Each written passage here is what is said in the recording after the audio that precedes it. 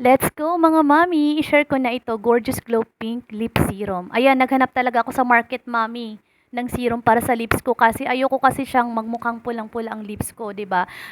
Kumusta naman araw-araw ako nasa bahay tapos kids ang kasama ko. So, gusto ko talaga natural looking. 'Di ba yung item mga mami maliit lang pero ang hirap niyang buksan. Ayan siya.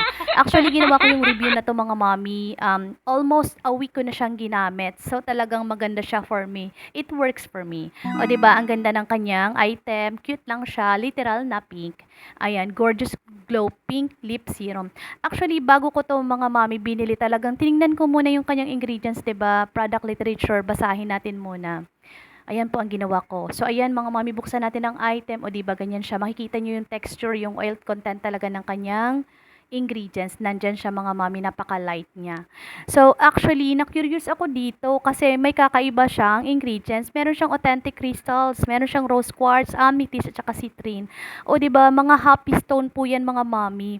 Plus, in addition, meron din siyang coconut oil, meron siyang vitamin E, may castor oil din siya mga mami na mataas ang Mamaya, hydrating effect sa lips.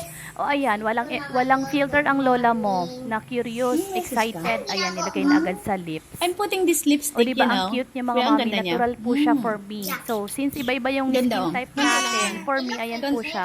It looks like Napaka-natural cherry. looking Konting lang, 'di ano ba? lang. Hindi Ayan siya lang, konti mukhang lang. Matipid kasi to.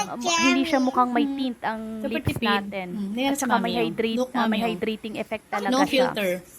Ayan mga mami, try nyo din Mas po, lalo. baka gumana po din sa inyo ang product na to. Kasi for me, it works for me. And then actually mga mami, bago ko po ito binili, talaga nag-research ako kung FDA approved. And then masurprise kayo mga mami, mag-research din po kayo.